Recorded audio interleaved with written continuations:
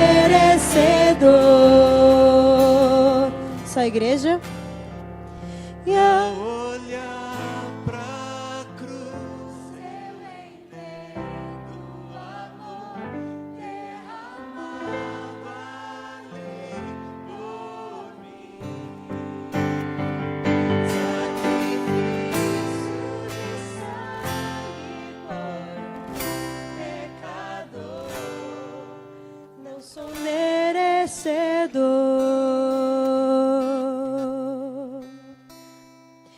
Não sou merecedor da graça me alcançou.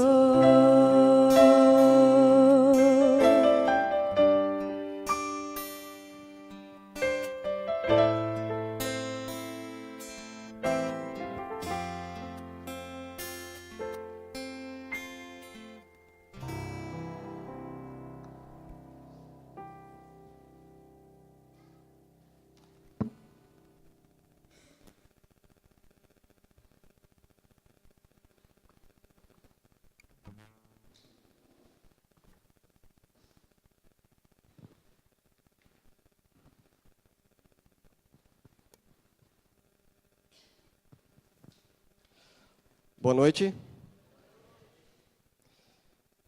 Que a paz do Senhor Jesus Cristo esteja com cada um de vocês. Sejam todos bem-vindos a mais um domingo na igreja de Vila Santa Maria. Hoje é um domingo especial, o domingo que nós vamos abrir a nossa Semana do Calvário aqui, nesta igreja, com um tema muito especial. Quem se lembra o nome do tema da nossa semana? Quem lembra? Quem não se lembra, olha para a minha camiseta aqui, né? Letícia, você pode pôr para mim a imagem, por gentileza. Libertos é o tema da nossa Semana Santa 2018. E começa hoje aqui na igreja de Vila Santa Maria. Para mim é uma alegria muito contente estar aqui.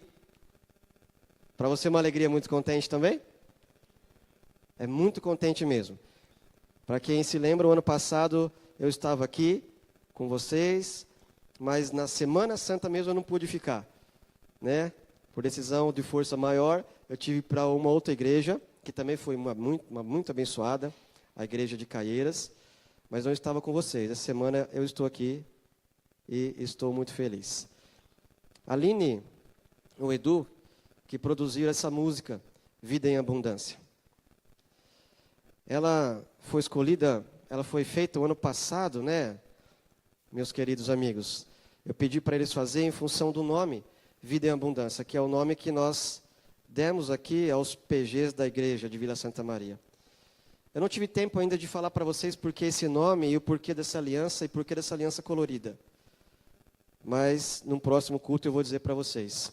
Se baseia na aliança que Deus tem conosco, no que Deus fez por nós. E hoje eu vou iniciar falando disso. O tema da semana é libertos. Do que libertos? Libertos de quê? Libertos por quem? Libertos para quê? Libertos quando? Tudo isso nós vamos ver durante essa semana.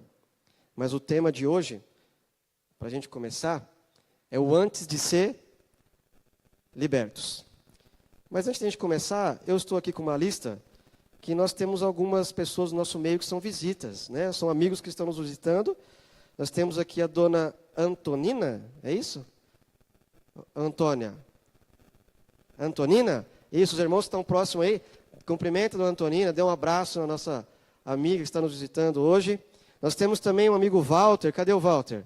O Walter aqui, fica de pé, Walter, por gentileza, para que a igreja te veja. Vamos lá, amigos, meus irmãos, cumprimenta o Walter, que está aqui conosco. Nós temos também a irmã Tânia, cadê a irmã Tânia? Tânia, você já vem bastante tempo frequentando a nossa igreja, né? Mas tem algumas pessoas que não te conhecem ainda, fica de pé, pessoas vão te ver aí, vão te cumprimentar. Cumprimenta a nossa amiga Tânia, tá bem? Nós temos também aqui conosco o Maciel. Cadê o Maciel? O Maciel, fica de pé, Maciel. Isso. Quem está perto do Maciel, cumprimenta o Maciel aí. Dá um boas-vindas para ele. Quem está aqui também é o nosso vizinho Francisco. Cadê o seu Francisco? Isso, Francisco. Muito bom ver você aqui também, viu? Isso, o seu Francisco é um conhecido nosso, vizinho aqui da igreja. E temos também a dona Quitéria. Cadê a dona Quitéria? Tá aqui, dona Quitéria. Quantos anos a senhora foi batizada, dona Quitéria? 53 anos que a dona Quitéria é batizada, gente. Amém? E tá... Aqui vocês ficaram 11 anos. Isso, que bom ver você voltando para cá nessa semana, viu? Mas sempre firme na fé. Amém, né, dona Quitéria? Muito bom ter você conosco aqui, viu? Então nós temos nossas visitas.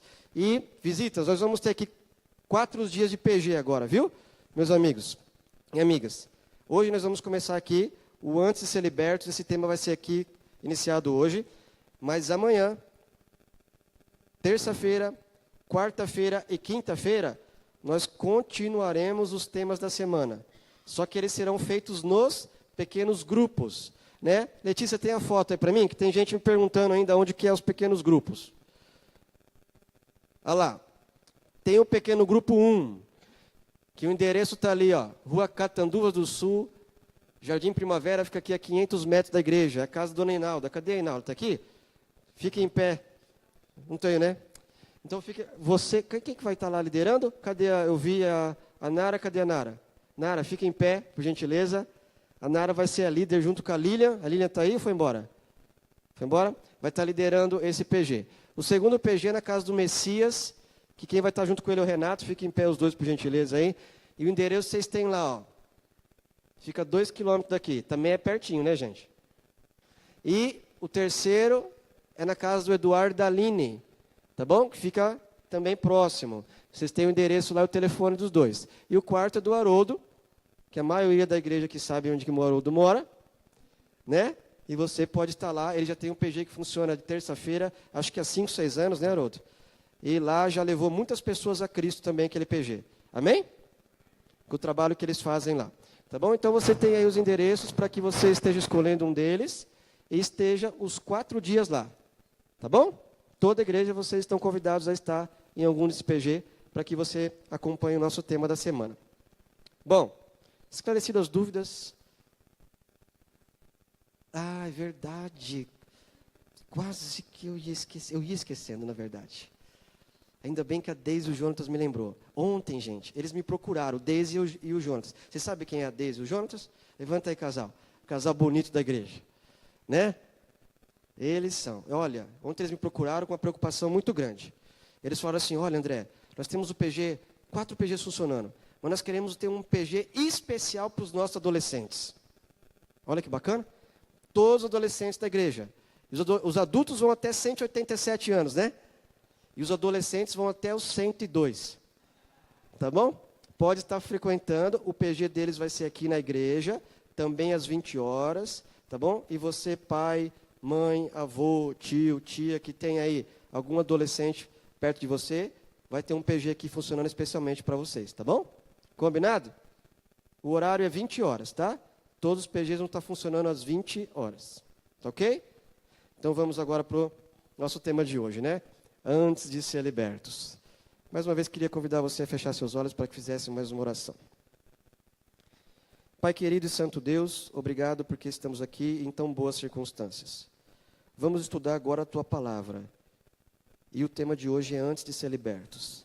Queremos que o Senhor derrame sobre nós Teu Espírito para que possamos aprender a história fascinante de redenção que o Senhor nos deu através de Jesus Cristo. Abençoa-nos, esteja conosco, é o que pedimos por Jesus. Amém. Queria que você abrisse a sua Bíblia no livro de 1 Pedro, capítulo 1, verso 18 e 19.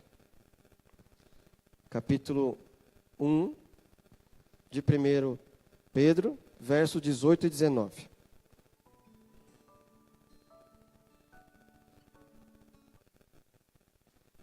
Acharam? Quem achou, diga achei. Quem não achou, misericórdia, né? Misericórdia. Então vamos lá. Verso 18 e 19. Sabendo que não foi mediante coisas corruptíveis, como prata ou ouro, que fostes resgatados do vosso fútil procedimento, que vossos pais vos legaram, mas pelo precioso sangue, como de cordeiro, sem defeito e sem mácula, o sangue de Cristo. Essa carta de Pedro foi escrita por volta do ano 60 depois de Cristo. Pedro escreve essa carta para o povo da Galácia, Capadócia, Bitínia e da Frígia. Cidades onde o cristianismo já tinha sido pregado e onde já havia igrejas cristãs funcionando.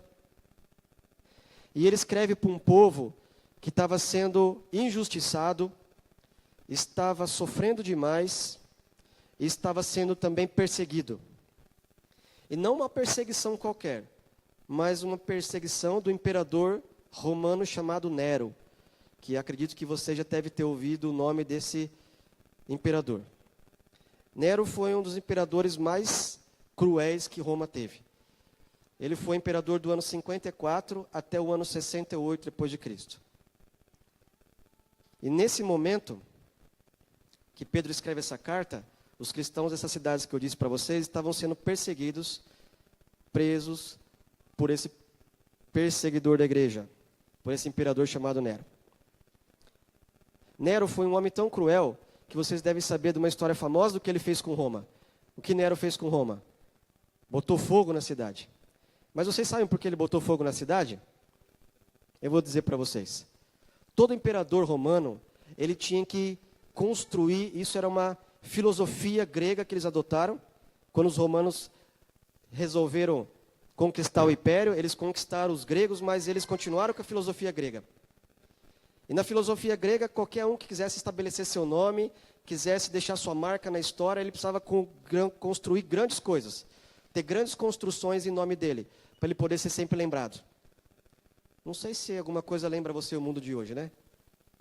E naquela época que Nero está como imperador, Roma já tinha crescido para todos os lados. Não tinha mais espaço para se construir quase nada, para que ele fosse lembrado. Então, o que ele decide fazer? Bom, já que não tem para onde eu aumentar a cidade, eu vou destruí-la. Vou botar fogo. E depois eu posso reconstruir. E assim o meu nome será lembrado na história. Só que isso deu errado. Quando Roma pega fogo, os governantes de Roma ficam irados com aquilo. Quem que fez aquilo? Tremenda crueldade. Acabou com várias famílias e centenas de pessoas morreram. Então eles vão buscar quem fez isso para poder também condená-lo. Só que quando ele fica sabendo disso, o que ele faz? Ele fala, eu vou colocar a culpa em alguém, né? E sabe quem ele coloca a culpa? Nos cristãos. E se você acha essa história absurda, irmãos, ele não fez só isso. Nero se apaixonou pela esposa de seu melhor amigo, chamado Marco Otão, que seria o futuro imperador de Roma. Só que ele estava apaixonado pela esposa de seu melhor amigo, alguém que era casada.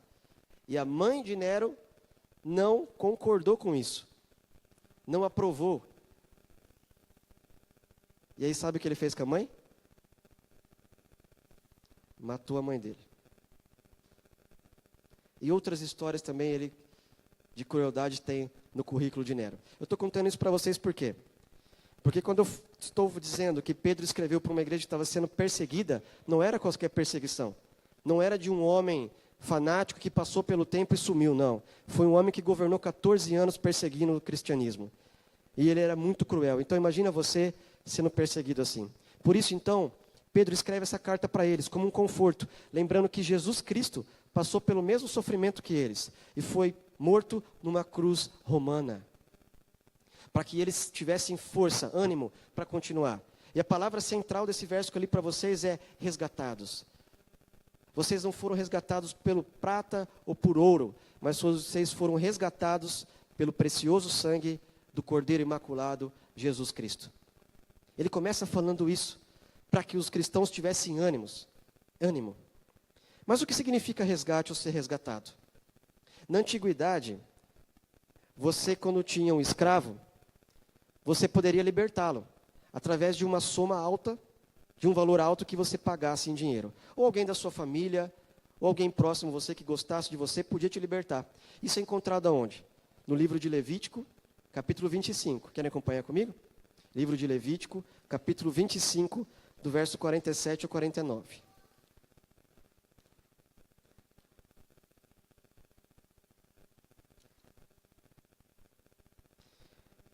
Levítico 25, verso 47 ao 49. Essa é uma lei que Deus deu ao povo de Israel. E é leis a favor dos escravos. E diz assim: quando o estrangeiro ou peregrino que está contigo se tornar rico, e teu irmão junto dele empobrecer, e vender-se ao estrangeiro ou peregrino que está contigo, ou alguém da família do estrangeiro, depois de haver vendido, haverá ainda resgate para ele. Um de seus irmãos poderá resgatá-lo.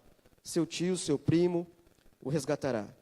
Ou um dos seus parentes da sua família o resgatará. Ou lograr meios se resgatará a si mesmo. Ou seja, qualquer pessoa que estivesse próximo dele, que o amava, podia resgatá-lo. Ou então ele mesmo, se ele conseguisse algum recurso, poderia ser resgatado da sua escravidão. Isso explica porque Pedro, usou essa metáfora da libertação através de Jesus Cristo, do resgate. E a pergunta que fica para nós nessa manhã é a seguinte: Jesus resgatou-nos de quê? Do que Jesus nos resgatou? Pensaram? Queria convidar vocês agora a ir no livro de Gênesis, o primeiro livro da Bíblia. Capítulo 2, do verso 7 ao 9. Capítulo 2, verso 7 ao 9, e depois verso 15 ao 17. Fiquem com aquela pergunta na cabeça. Do que Jesus nos libertou? Por que precisamos de redenção e resgate? Acharam aí? Sim? Então vamos ler? 2, versos 7 e 9. Então formou o Senhor Deus ao homem do pó da terra e lhe soprou nas narinas o fôlego de vida. E o homem passou a ser alma vivente. E plantou o Senhor Deus um jardim no Éden, na direção do oriente, e pôs nele o homem que havia formado. Do solo fez o Senhor Deus brotar toda sorte de árvores agradáveis à vista e boas para alimento. E também a árvore da vida no meio do jardim e a árvore do conhecimento do bem e do mal. E agora o verso 15 ao 17. Tomou, pois, o Senhor Deus o homem e o colocou no jardim do Éden, para cultivar e o guardar. E o Senhor Deus lhe deu esta ordem: de toda árvore do jardim comerás livremente, mas da árvore do conhecimento do bem e do mal não comerás, porque no dia em que dela comeres, certamente morrerás. Nós lemos aqui o relato da criação do homem e da mulher, num contexto de criação do mundo. Vocês devem se lembrar que Deus criou o mundo em 6 dias e no 6º dia fez o homem e a mulher e o colocou para governar, cuidar e cultivar o jardim do Éden. Deus, como rei, criador de todas as coisas, coloca o governo desse mundo sobre Adão e Eva. Eles eram governantes desse mundo agora, os príncipes desse mundo. Mas Deus deu uma ordem para eles bem conhecida aos nossos ouvidos, não é? Da árvore do conhecimento do bem e do mal não comerás, porque no dia que dela comeres, certamente morrerás. Atrás dessa ordem de Deus não tinha somente o ato da morte, mas tinha também a liderança dele sobre esse mundo.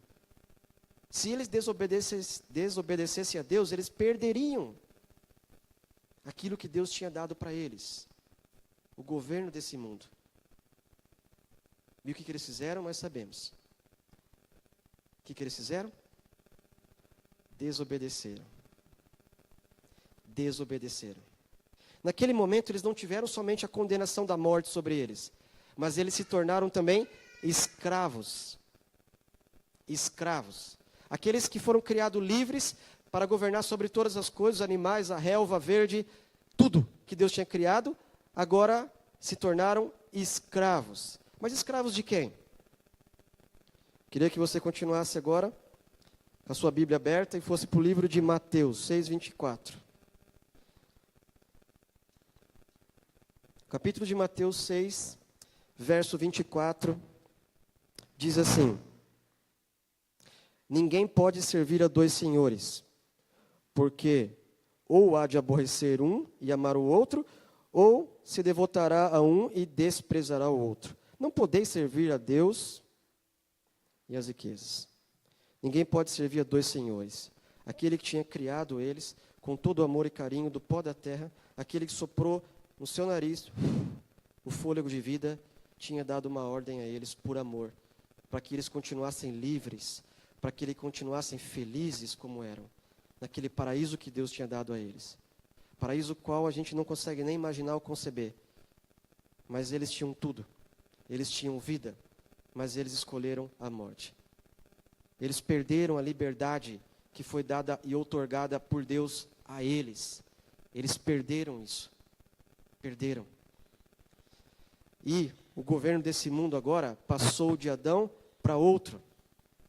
Um usurpador. Aquele que, pela serpente, convenceu Eva de pecar. E você deve se lembrar muito bem quem é. O anjo caído. Lúcifer, que se tornou Satanás. Ele enganou Eva. E Eva, o relato bíblico de Gênesis 3, do verso 1 ao 6, diz que ela cedeu. Ela tomou o fruto em sua mão, aquele que Deus falou que não deveria tomar. Ela tomou aquele fruto porque ficou conversando com o inimigo, comeu o fruto e depois deu o fruto a seu marido, seu esposo Adão. Que por força do amor a ela e não amor a Deus, comeu também o fruto.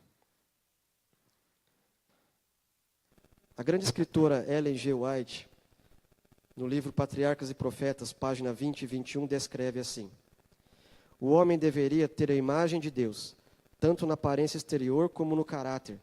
O homem foi formado à semelhança de Deus. Sua natureza estava em harmonia com a vontade de Deus. A mente era capaz de compreender todas as coisas divinas. As afeições eram puras, os apetites e paixões estavam sob o domínio da razão. Ao sair o homem das mãos do Criador, era de elevada estatura e perfeita simetria. Nossos primeiros pais, se bem que criados inocentes e santos, não foram colocados fora da possibilidade de praticar o mal. Deus os fez como entidades morais livres, capazes de apreciar a sabedoria e a benignidade do seu caráter, e a justiça de suas ordens, e com ampla liberdade de prestar obediência ou recusá-la. A obediência perfeita e perpétua era a condição para a felicidade eterna. Qual era a condição para a felicidade eterna? Obediência. Mas a gente sabe que isso não aconteceu. Infelizmente, nossos primeiros pais vacilaram na fé. E o que aconteceu com o homem naquele momento? Gênesis 3, 7. Está aí com o livro de Gênesis aberto? Capítulo 3, verso 7 diz assim: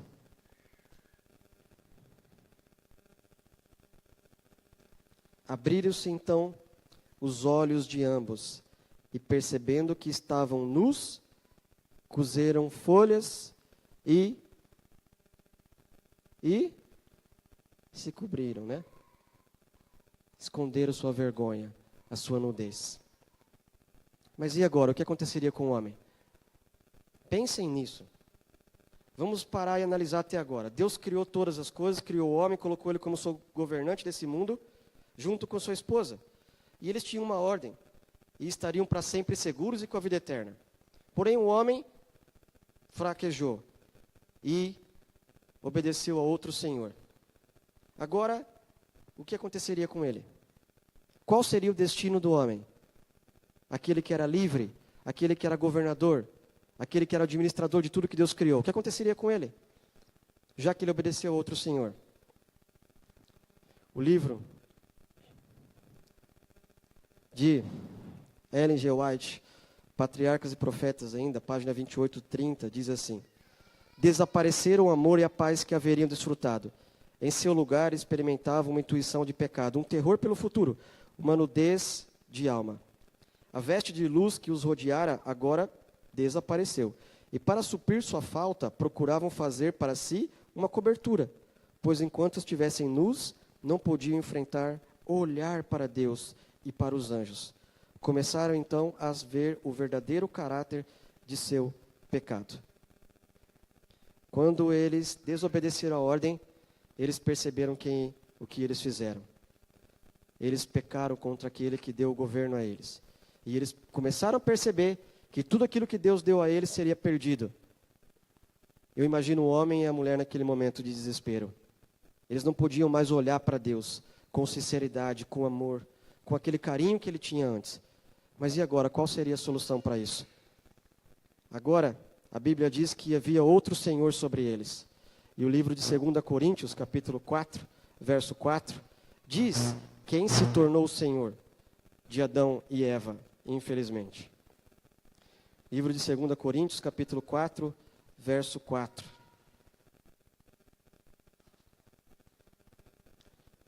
Diz assim: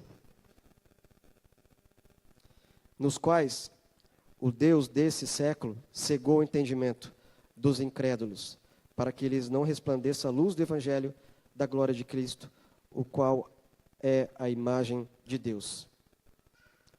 Agora, todas as vontades dos homens, desejos, paixões, tudo se tornou cativo de Satanás. Ele não tinha mais para onde fugir. Nesse momento, Adão e Eva se tornou escravo.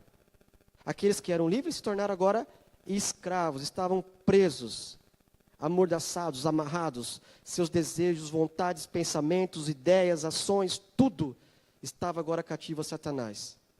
Tudo. E eles não perderam só isso, gente. Eles perderam mais coisas. E uma delas que eu queria dizer para vocês foi o privilégio de falar com Deus face a face. Adão e Eva tinham Deus, assim como nós estamos conversando, assim como você tem o seu amigo aí do lado. Eles podiam olhar para Deus, estar com Deus, face a face. E eles perderam isso. A segunda coisa que eles perderam foi o domínio sobre si mesmo. Adão e Eva agora, eles não tinham mais domínio sobre a razão deles. Quem estava sobre o domínio deles era Satanás. E uma terceira coisa que eles perderam foi sua moralidade perfeita de Deus. Seu intelecto gradativamente foi sendo corrompido, até que o mundo se encheria de caos e miséria. E a quarta coisa que eles perderam foi a vida eterna. Sua saúde foi se desvanecendo aos poucos. Enfraqueceram e seus dias foram abreviados. Sua resistência física já não era mais a mesma. Quando você lê o relato bíblico, nos primeiros capítulos de Gênesis, você vê homens vivendo até 930 anos, como o próprio Adão. Matusalém, 969 anos, você consegue imaginar? Quase 1000 anos de vida. Então, quero dizer mais do que isso. Você já conseguiu pensar no que é a eternidade que eles perderam?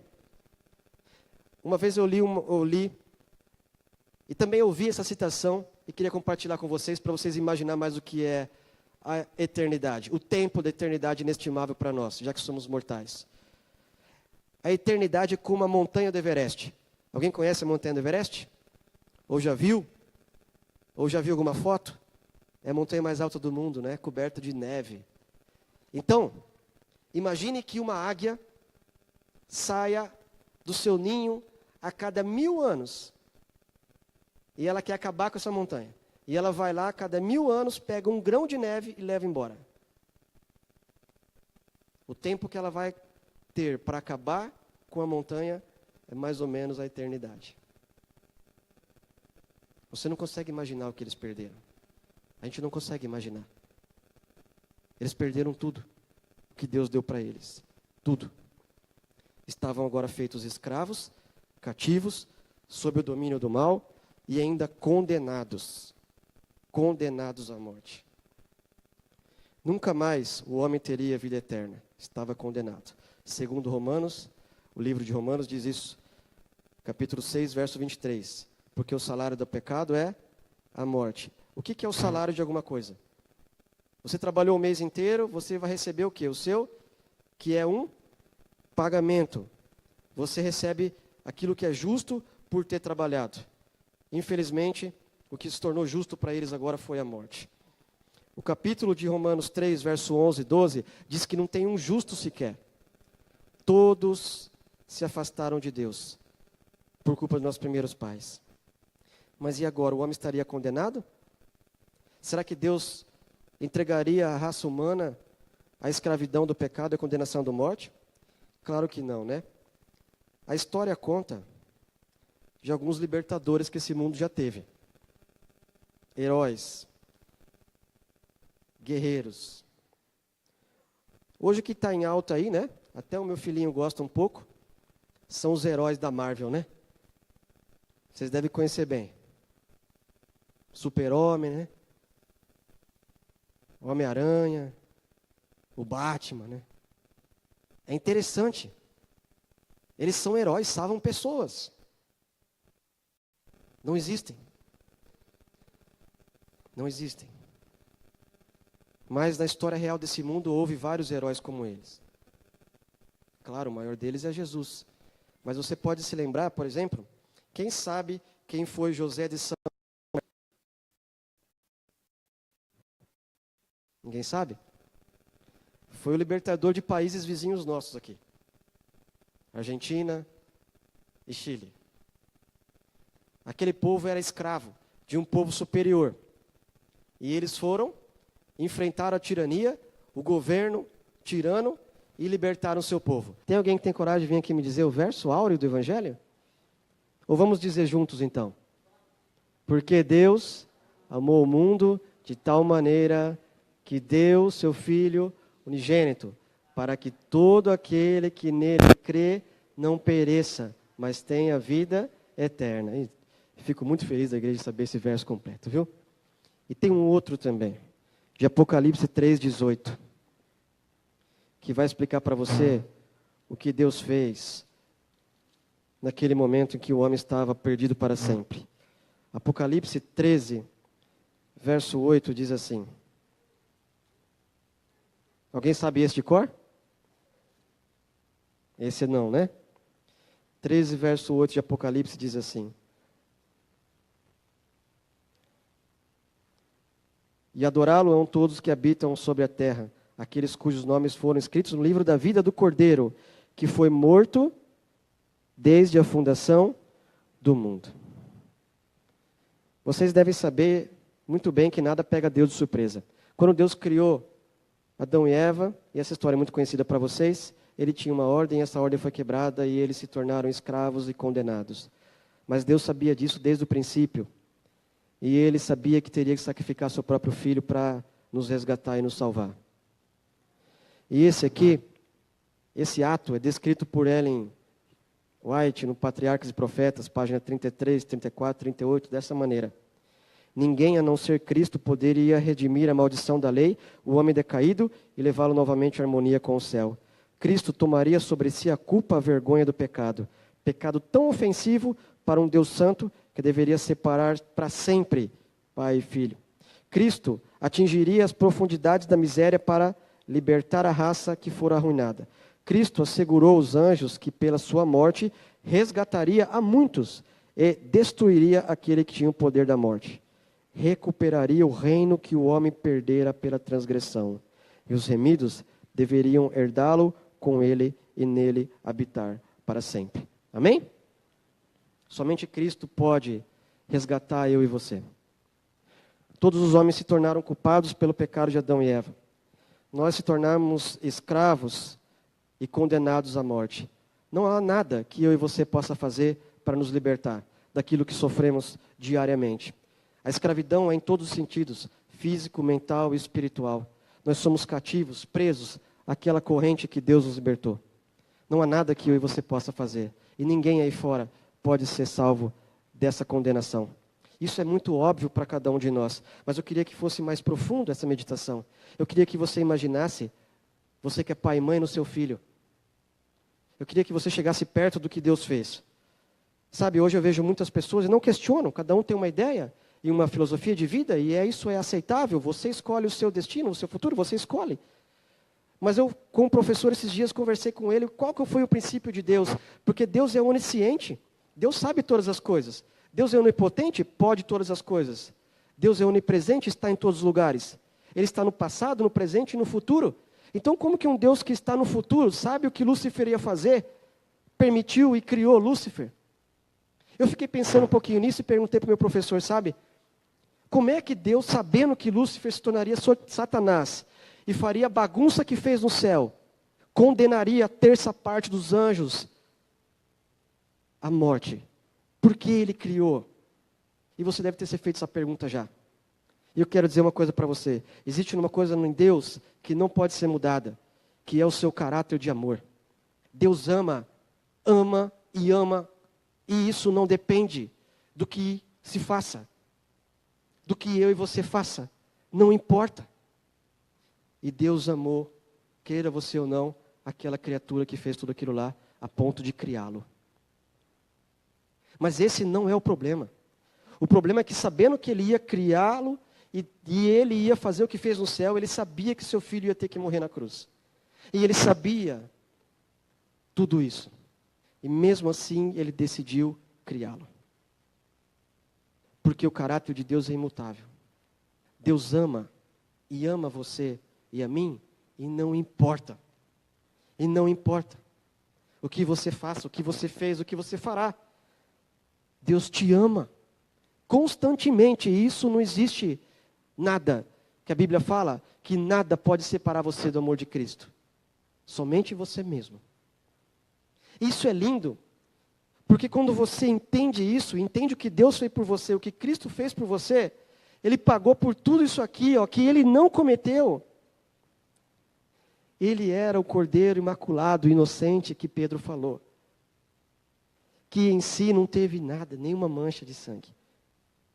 Nenhuma mancha de pecado. Nenhum pensamento ruim. E ontem eu estava conversando com a minha esposa sobre a diferença de nós e Jesus Cristo, e eu fiquei pensando na vida eterna que Ele promete para nós, que é aquela que Adão e Eva perdeu. Você consegue imaginar um mundo onde não existe mais um olhar de falsidade? Onde não existe mais mentira? Onde você não precisa mais trancar sua casa com 7 cadeados, com muros altos, porque ninguém vai entrar na sua casa. E você não precisa mais se preocupar com a sua mulher que vai longe. Uns que não vão mais estar casados, mas você tem essa preocupação aqui. Você se preocupa com a sua mulher, você se preocupa com o seu marido, com seus filhos, você não vai ter mais preocupação. Porque você vai estar num lugar de paz. Um lugar que Deus reina. E nós podemos reinar junto com Ele. Você consegue imaginar esse mundo? Onde não existe mais morte, nem dor, nem tristeza. Sem estresse, sem angústia. É isso que eles perderam. E é isso que Deus ofereceu para nós de novo. Na cruz do Calvário. Então eu queria dizer para vocês uma coisa. Antes de libertos, Adão e Eva eram perfeitos e tinham a vida eterna e eram livres. Mas eles perderam tudo isso. Foi o que nós vimos isso hoje. E só tinha um meio só, para que eles fossem resgatados. E era através de Jesus Cristo, que não pensou 2 vezes em entregar seu filho pelo pecador. E entregou.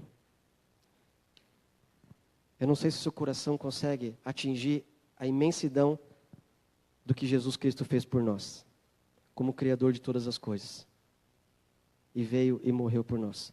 Mas eu queria convidar você a refletir nisso, todos os dias da sua vida. E começando hoje, meus irmãos queridos que estão nessa igreja hoje. Essa é a semana, nós vamos finalizar essa semana lembrando da morte, sacrifício e ressurreição de Cristo. Eu queria que você tivesse essa consciência, não só nessa semana, mas em todos os dias da sua vida, do que Cristo fez. Entenda que se não fosse Ele, nós permaneceríamos assim, ó, algemados, presos, escravos do pecado. E o que Ele fez foi quebrar essas algemas e dar oportunidade de vida eterna. Então o nosso livre-arbítrio se baseia só em uma escolha. E qual é? Escolher por Jesus Cristo. Você que quer demonstrar essa gratidão agora, eu vou te dar a oportunidade. Você já teve uma dívida? Quem tem dívida aqui? Deixa eu ver. Ou já teve dívida? Eu tenho dívida, gente. Eu tenho uma dívida todo mês. Conta de água. Conta de luz. Internet. Eu pago aluguel. E alguns de vocês se identificam comigo. Alguns têm outras dívidas. Todos temos dívidas, mas nós temos uma dívida que nós não podemos pagar. Não podemos. Você pode trabalhar a sua vida inteira, e ainda que você viva 1000 anos, você não vai conseguir pagar. E Cristo pagou. E se você se sente agradecido, eu queria que você fizesse uma coisa agora. Eu queria que você ficasse em pé. Sabe por quê? Queria ler esse texto com vocês. Ou melhor, queria que vocês lessem junto comigo. Vamos ler? Se todo mundo consegue ver? Antes de sermos libertos, estávamos condenados. Nossa libertação foi totalmente paga. Amém? Hoje, pelo sacrifício de Jesus, você não tem mais dívida. Você não tem mais dívida. Você está livre. Você está livre. Você não é mais escravo. E não importa quem te persiga ou que te persiga aí fora. Você agora é um homem, uma mulher livre. Você é inteiramente grato a Jesus Cristo? Então eu queria pedir um passo a mais. Se você quer dizer para Deus o quanto você é grato por esse sacrifício que Ele fez para te libertar, para que você tenha esperança da vida eterna, eu queria que você viesse até aqui à frente e acompanhado de um amigo seu que você quer ver no céu junto com você. Do seu cônjuge, do seu filho, da sua filha, dos nossos amigos e visitas. Abracem e vem aqui. Vem cá, minha esposa, meu filho. Vem cá, meu amigo. E vem cá, Aline.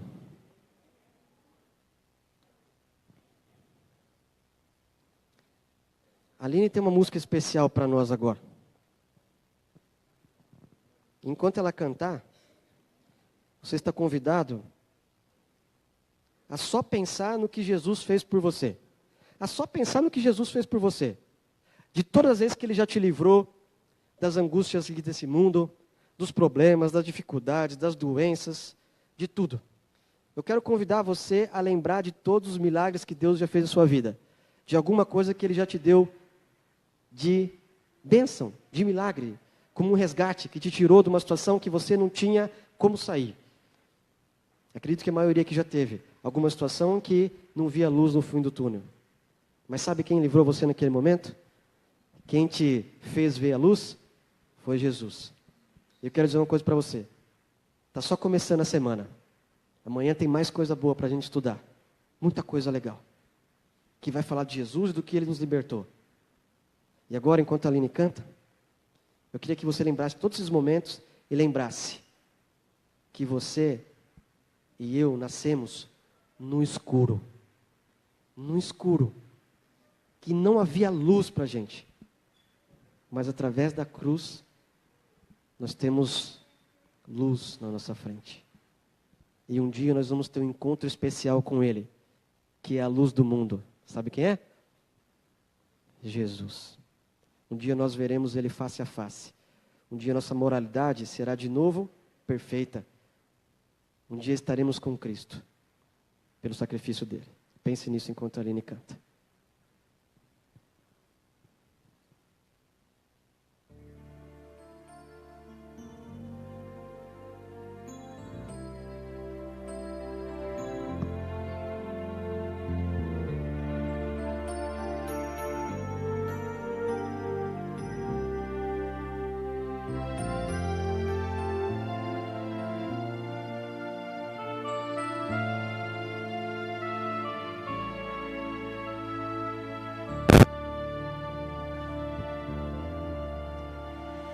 Quero te contar que existe um caminho, é difícil prosseguir. Muitas são as pedras que encontrarás, eu sei, mas não te deixarei Só quero te contar, sou o teu melhor amigo, estou sempre junto a ti, estarei sempre contigo aonde for, eu irei, eu não te deixarei.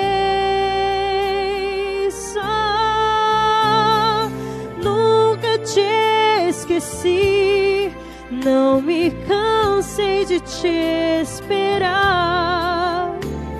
Estive o tempo todo ao teu lado.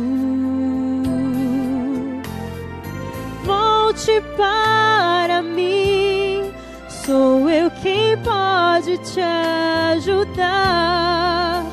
Sempre haverá uma chance para aquele que quer retornar.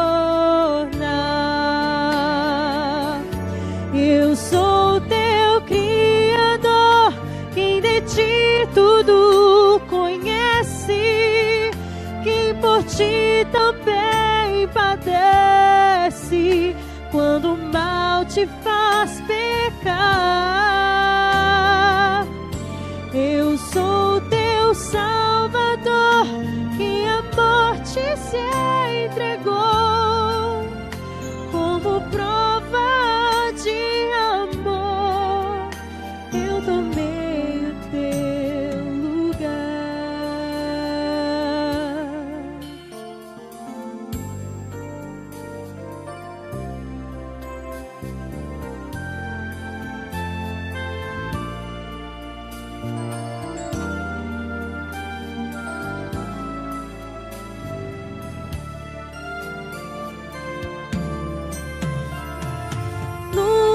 Te esqueci, não me cansei de te esperar. Estive o tempo todo ao teu lado. Volte para mim, sou eu quem pode te ajudar.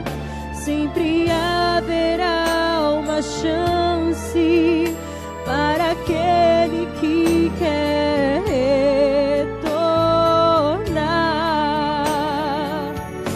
Eu sou teu Criador, quem de ti tudo conhece, quem por ti também padece, quando o mal te faz pecar. Eu sou teu Salvador, que a morte se entregou como prova de amor. Eu tomei o teu lugar. Eu sou teu Criador, quem de ti tudo conhece, quem por ti também padece, quando o mal te faz pecar.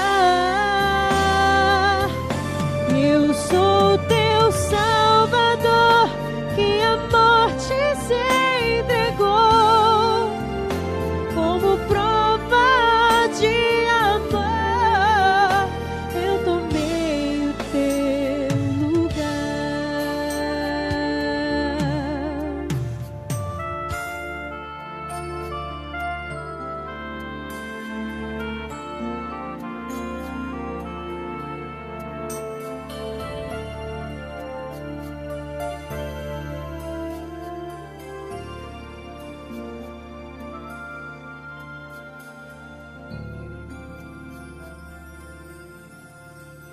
Pai querido e santo Deus, obrigado porque antes da fundação desse mundo, o Senhor escolheu, morreu por nós.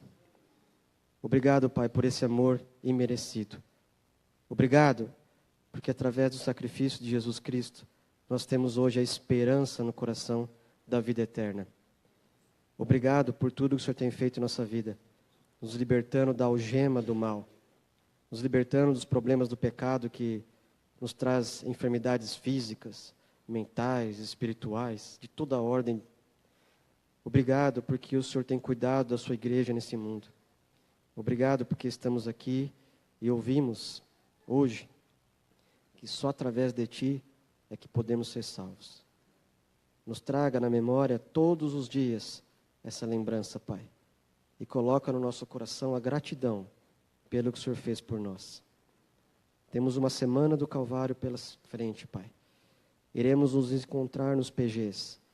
Depois finalizaremos aqui na igreja de Vila Santa Maria na sexta, no sábado e no domingo. Que o Senhor nos leve para os PGs e aqui a Tua igreja. Cuida de nós essa semana e que possamos ter uma comunhão maior contigo nesse período. Proteja nossas casas, nossas famílias, nossos amados. E que um dia todos nós possamos estar no céu junto contigo. E nesse encontro, nenhum de nós quer faltar. Ou sequer pode faltar. Porque o Senhor fez tudo por nós. Obrigado, Pai. Tudo isso te peço e te agradeço. Em nome de Jesus. Amém.